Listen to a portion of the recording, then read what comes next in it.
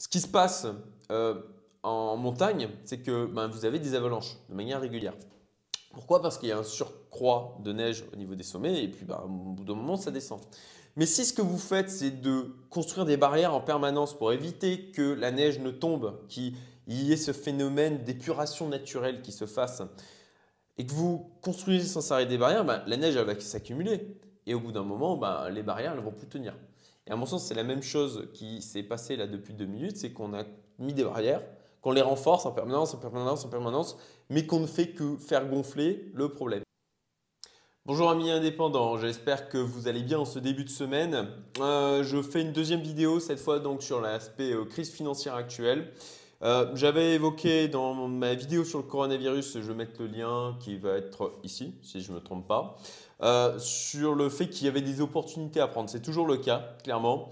Néanmoins, en l'occurrence, j'ai révisé aussi ma position par rapport à ça. Alors pourquoi? Déjà, en fait, moi j'ai fait une première entrée en bourse lorsque ça a déjà pris un bon coup dans l'aile et ma première entrée a déjà pris moins 20% alors que déjà la bourse avait pris cher à ce moment-là. Euh, Néanmoins, ce n'est pas grave parce que eh ben, dans les stratégies d'investissement, on ne fait pas de jeu all-in parce qu'on ne sait jamais quand est-ce que le point bas est réellement atteint. Donc, on prévoit une stratégie, on définit des paliers pour pouvoir rentrer. Donc ça, c'était un premier palier sur lequel j'ai décidé de rentrer parce que à ce moment-là, la crise pouvait encore rester potentiellement conjoncturelle. Néanmoins, je me suis trompé puisqu'elle est en train, et je vais en parler, de passer un événement conjoncturel à un événement systémique. Et là, c'est plus problématique et ça sera plus grave. Donc, du coup, plus de baisse. Euh, Dans ce scénario où c'était potentiellement conjoncturel, c'est resté cohérent. Donc, je ne regrette absolument pas mon positionnement. Néanmoins, aujourd'hui, par rapport à l'évolution de la situation, j'ai décidé de revoir ma stratégie. Donc, euh, ce qui était il y a encore une semaine, une semaine et demie, un événement qu'on pouvait donc qualifier de conjoncturel, clairement, il est en train de virer, à mon sens, un événement systémique parce qu'il touche directement à la fragilité de notre système. Pourquoi il touche la fragilité de notre système? Parce que ben, moi, j'avais fait le constat il y a de ça 2 ans et demi, quand je réfléchissais justement à la manière dont j'allais diversifier mes investissements, où je faisais un point par rapport à ça. Déjà, clairement, les problèmes de la crise de 2008 n'ont pas été réglés. Les recettes de l'époque qui ont été appliquées pour éviter un carnage économique, parce que ça aurait pu être beaucoup plus grave que ce que l'on a connu, et ça sera peut-être le chemin qu'on va prendre malheureusement. Donc les recettes de l'époque, c'était avait été la planche à billets qui tourne à fond en fait depuis 2008. Concrètement, ça ne s'est pas arrêté parce que c'est un peu le cercle vicieux. Une fois qu'on s'est lancé là-dedans, on est obligé de continuer. La Fed a annoncé qu'ils allaient injecter 1500 milliards. Ils ont injecté 1500 milliards de dollars pour soutenir l'économie. Enfin, ils vont injecter, pardon, 1500 milliards de dollars pour soutenir l'économie. Malgré ça, là, les marchés continuent à baisser. La BCE clairement va suivre, ça c'est les bonnes vieilles recettes qui vont être sorties, mais elles risquent de trouver leurs limites là. De plus, deuxième recette qui avait été utilisée et qui continue d'être utilisée, c'est les taux qui sont bas, voire négatifs. Le problème avec ça, c'est que on a en fin de compte aujourd'hui des entreprises zombies qui, ça c'est un élément qui est connu quand on s'intéresse à l'investissement, quand on s'intéresse d'un point de vue financier à ce qui se passe, il y a des entreprises dites zombies parce qu'elles remboursent en fait plus d'intérêts qu'elles ne font de bénéfices et ce qu'elles font, c'est qu'elles roulent la dette depuis des années en profitant des taux qui sont bas, qui s'abaissent de plus en plus et ça prolonge artificiellement leur suivi même si elles ont un modèle économique qui, en fait, ne fonctionne plus, qui n'est pas viable dans une situation économique normale. On a une bulle immobilière, en France notamment, dans les grandes villes, qui est là aussi été alimentée par les taux bas. Alors, à mon sens, comme ça a été le cas avec la crise de 2008, on ne va pas avoir tout de suite une baisse de l'immobilier et encore que on verra. Mais je pense qu'il y aura des opportunités à prendre d'ici peut-être 1 an, 2 ans. Il faut là aussi prendre un peu de recul, voir un peu comment les choses évoluent et réfléchir à la stratégie qu'on veut mettre en place par rapport à ça. Toujours pareil, penser à long terme, définir une stratégie sur le long terme, pas réagir uniquement sur les émotions. Se préparer à plusieurs scénarios et en fonction de la suite des événements, eh ben, on voit quel scénario est le plus probable d'arriver et on s'adapte par rapport à ça. Toujours pareil, adaptation. Vous êtes entrepreneur, indépendant, investisseur, et il faut vous adapter en permanence. Et puis anticiper, tout simplement. La Deutsche Bank aussi, qui est un problème aujourd'hui, hein, les bourrées de dettes pourries. Si vous regardez le graphique de la Deutsche Bank, ça date de bien avant ça au niveau de ces actions qui n'arrêtent pas de dégringoler et là, ça continue. Elle était déjà en mode zombie et c'est de notoriété publique, hein, on le sait, ça c'est un truc connu que la Deutsche Bank est bourrée de dettes pourries. Et puis ben, là, depuis janvier, on a un bank run au Liban qui, isolé, aurait pu être géré, mais qui vient se rajouter au reste. Si vous n'êtes pas au courant, faites des recherches sur Internet. Hein, là aussi, je veux dire, c'est connu, mais bah, forcément, on n'en parle pas dans les masses médias. C'est le coronavirus qui occupe toute la place médiatique au niveau des médias de masse. Et ça ne va pas aider parce que bah, mondialisation, le fait que tous les marchés financiers sont intrinsèquement liés les uns aux autres, les banques sont interdépendantes. Et ben effectivement, là, ce qui se passe au Liban, où ils ont du mal à juste retirer des euros. Et en fait, au Liban, même, ils ne peuvent même plus payer avec leur carte de crédit, quoi. C'est juste dramatique. Et même pendant la guerre, ils n'ont pas connu un truc aussi grave, quoi. Et le Liban, c'est un petit peu la Suisse du côté de tous les pays, Émirats Arabes Unis, etc. Bon, on a donc tous ces éléments que je viens d'évoquer et ce n'est pas les seuls, hein, c'est juste une partie. Mais moi, c'est notamment bah, toutes ces fragilités du système qui m'avaient retenu de ne pas mettre plus d'argent que ça au niveau de la bourse et de me dire que bah, fatalement, je ne voyais pas comment à un moment donné ça ne pourrait pas se casser la gueule et que bah, il y aurait des opportunités à prendre. C'est heureusement, malheureusement, j'en sais rien. C'est la vie, c'est comme ça. Il y a des choses qui se passent. Et soit on décide ben, de se concentrer sur le négatif, soit on essaye d'en tirer profit, d'en tirer parti. Et ce n'est pas d'être opportuniste, à mon sens, dans le mauvais sens du terme. C'est tout simplement c'est la vie en général. C'est soit on décide de voir le positif, soit on décide de voir le négatif. Bon, bah, effectivement, il y a des choses négatives qui vont arriver. J'en parlerai d'ailleurs notamment dans une prochaine vidéo sur bah, les conséquences, à mon sens, que ça va avoir d'un point de vue entrepreneurial, d'un point de vue pour les indépendants. Donc d'ailleurs, si tu veux être tenu au courant de cette vidéo qui va sortir, où là je te ferai profiter de mon expérience de ce que je suis entrepreneur depuis 2006, donc j'ai connu la crise de 2008, j'ai connu les conséquences qu'il y a eu après ça, j'en ai tiré des leçons. Et bah, même si je pense que potentiellement la crise à venir peut être encore plus grave, c'est sans précédent, hein, là, ce que l'on est en train de connaître aujourd'hui. Il y a quand même des leçons à tirer de ça et donc je vous en ferai profiter. D'ailleurs, j'en ai déjà fait profiter ma communauté.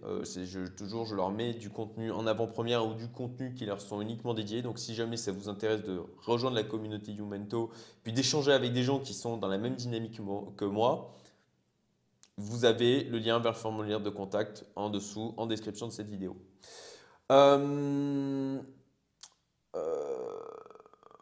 Donc concrètement, on est juste au début de la fête, on va dire.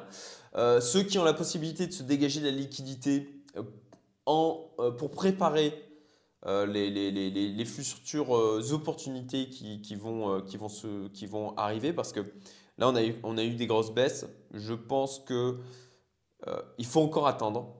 En tout cas, c'est mon choix. Pour l'instant, j'attends, j'observe. Je pense que les choses vont aller en s'empirant, que ça va continuer à baisser. Bon,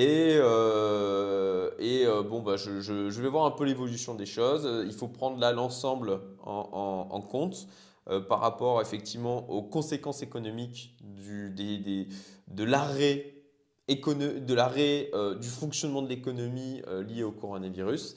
Et par rapport à ça, bah, il y a des entreprises concrètement qui vont mieux s'en tirer d'autres. Il y a des entreprises qui vont même avoir leur business qui va être tiré par ça. Je pense notamment à, par exemple, hein, bon, bah, bien sûr, il y a toutes les boîtes qui fabriquent du gel hydroalcoolique. Bon, ben, elles, je pense qu'elles vont plutôt bien en ce moment. Mais au-delà de ça, regardez par exemple toutes les boîtes liées au télétravail aujourd'hui qui vendent des outils en ligne comme Slack notamment. C'est un outil de messagerie d'entreprise très connu. Bah, ça, c'est des boîtes, par exemple, qui, bah, là, clairement, font du chiffre. Les boîtes de VPN, tout simplement, quand vous avez besoin de mettre en télétravail des employés, mais en sécurisant quand même les accès aux données en interne des entreprises, ben, il faut vous acheter des VPN. Donc ben, là aussi, les boîtes qui en vendent vont gagner de l'argent par rapport à ça. Tout ce qui est lié, à mon sens, au télétravail va voir son business boosté par la crise que l'on est en train de connaître. Donc là, il y a des positionnements aussi à prendre. Je n'ai pas encore suffisamment pris le temps d'étudier ce sujet-là pour pouvoir dire sur quoi moi je vais me positionner, mais je vais le faire et je vous incite à le faire. Au-delà de juste les baisses, il y a des trucs qui vont monter. Et donc là, il y a aussi la possibilité d'en profiter. Euh, là, concrètement, moi, pour parler aussi des cryptos dans lesquels je suis, bah, là, ça a pris tatane, hein, il faut dire ce qui est. Ça n'a pas échappé au deuxième crack au niveau de la bourse qu'il y a eu cette semaine. Il y a eu une baisse qui a été sans précédent au niveau des cryptos. Concrètement, moi, mon portefeuille, il est descendu jusqu'à moins 60%. Donc, c'est assez important. Néanmoins, encore une fois, investissez dans les cryptos l'argent que vous pouvez vous permettre de perdre. Donc, je suis serein par rapport à ça parce que ce n'est pas de l'argent dont j'ai besoin dans le court terme, le moyen terme. Je suis préparé au fait de le perdre. Je sais que c'est risqué d'investir dans les cryptos, donc je le fais en toute conscience et je suis tranquille par rapport à ça. Et j'espère que ceux qui sont dans les cryptos ont fait le même choix que moi et qu'ils ne se sont pas concentrés uniquement là-dessus. Ou en tout cas, s'ils l'ont fait, que ce soit en leur âme et conscience et qu'ils acceptent la possibilité d'une perte aujourd'hui. Alors, on a tendance à dire on n'a pas perdu tant qu'on n'a pas vendu. Ouais, on a perdu si ça remonte jamais aussi, hein, clairement. Donc, à mon sens, pour moi, les cryptos, là, ont pris un coup dans l'aile parce qu'effectivement, panique à bord, hein, on le voit, hein, ça a été des mouvements de panique comme on en a rarement, enfin jamais vu au niveau des cryptos, à mon sens. Euh, et par contre, avec la défiance qui va venir par rapport au système classique financier, je pense que dans le moyen terme, moi, je crois toujours aux cryptos. Là, elles prennent un coup dans l'aile, c'est normal. Enfin, c'est normal. C'était une possibilité. Néanmoins, moi, je n'ai pas vendu. Je continue à garder mon position. J'ai même fait des rachats, tout simplement. Alors, clairement, j'avais mis des zones d'achat et c'est descendu bien plus bas que ce que j'avais anticipé. Donc, là, sur les zones d'achat basses que j'avais mises, c'est descendu à moins 20% par rapport à ce que j'avais positionné. Mais encore une fois, bon, ça fait partie des possibilités et je garde mes positions. Donc, je ne vends pas. Je continue à garder et à penser que à la sortie de ça, ou quand du point de vue du système financier classique, ça va commencer vraiment à montrer ses limites et que les défaillances du système actuel, les fragilités du système, au-delà de juste l'aspect coronavirus, parce que il y a aussi une possibilité, à mon sens, parce que le fait que la planche à billets tourne en permanence, le fait qu'on maintienne du coup les taux bas, le fait qu'on pousse l'inflation, hein, parce que si la planche à billets tourne à fond, c'est de l'inflation, c'est de l'appauvrissement du peuple. C'est une certaine manière le moyen de faire payer au peuple, mais pas en une seule fois, en le faisant petit à petit dans le temps, les excès au niveau des banquiers, au niveau du système financier actuel. Au-delà, on le voit avec Merkel, hein, elle dit, à mon sens, c'est une bonne excuse aussi le coronavirus actuellement, hein, puisqu'elle dit qu'elle pense que 70% des habitants de l'Allemagne vont être touchés et que du coup, elle va se permettre de faire ce qu'elle s'était toujours interdit de faire d'un point de vue endettement de l'État. Je pense que c'est peut-être notamment un moyen essayer de sauver la Deutsche Bank. On verra. Mais à mon sens, ça peut être aussi un excellent prétexte pour les pouvoirs publics de profiter du coronavirus en disant regardez, tout est en train de cracher. C'est pas parce que le système était bah, clairement, on avait une bulle parce qu'on avait fait des conneries au niveau de la plage sur un billet, parce qu'on n'avait pas laissé avoir une période d'épuration, parce que c'était clairement ça qui était nécessaire après 2008, c'était d'avoir une période d'épuration. Je fais une métaphore par rapport à ça. Ce qui se passe euh, en montagne, c'est que ben, vous avez des avalanches de manière régulière. Pourquoi? Parce qu'il y a un surcroît de neige au niveau des sommets et puis bah, au bout d'un moment, ça descend. Mais si ce que vous faites, c'est de construire des barrières en permanence pour éviter que la neige ne tombe, qu'il y ait ce phénomène d'épuration naturelle qui se fasse, et que vous construisez sans arrêt des barrières, bah, la neige elle va s'accumuler. Et au bout d'un moment, bah, les barrières ne vont plus tenir. Et à mon sens, c'est la même chose qui s'est passée là depuis 2008, c'est qu'on a mis des barrières, qu'on les renforce en permanence, en permanence, en permanence, mais qu'on ne fait que faire gonfler le problème. Donc, on verra ce qui se passe. Est-ce que ça va vraiment exploser cette fois ou est-ce que effectivement le fait d'injecter à mort de la liquidité et de booster l'inflation va permettre d'éviter une crise monstrueuse? On verra, mais encore une fois, on réfléchit au scénario possible et on définit comment on se positionne par rapport à ça. Toujours anticipation. Donc, voilà, tout ça pour dire que moi, globalement, là, j'attends de voir ce qui se passe. Je réfléchis à bah, ce qui va potentiellement monter par rapport à ça.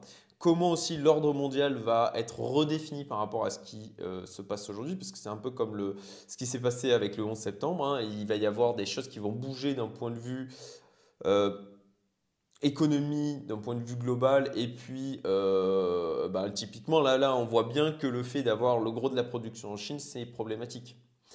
Donc, il est fort probable que ce soit pris comme bah, dans la lignée de ce qu'a lancé Trump, comme parfait, euh, le parfait, je cherche mes mots, mais la parfaite raison en fait pour pouvoir refaire de la localisation au niveau de la production. De dire que bon bah voilà, c'est du coup des intérêts stratégiques de l'État et que l'on ne peut plus se permettre de uniquement se positionner sur principalement la Chine pour pouvoir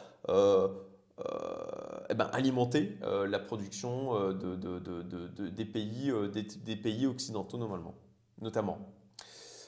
Voilà, j'espère que ces éléments que je vous apporte sur moi, mes analyses d'un point de vue investisseur, d'un point de vue financier, j'espère que ça va vous aider à y voir un peu plus clair.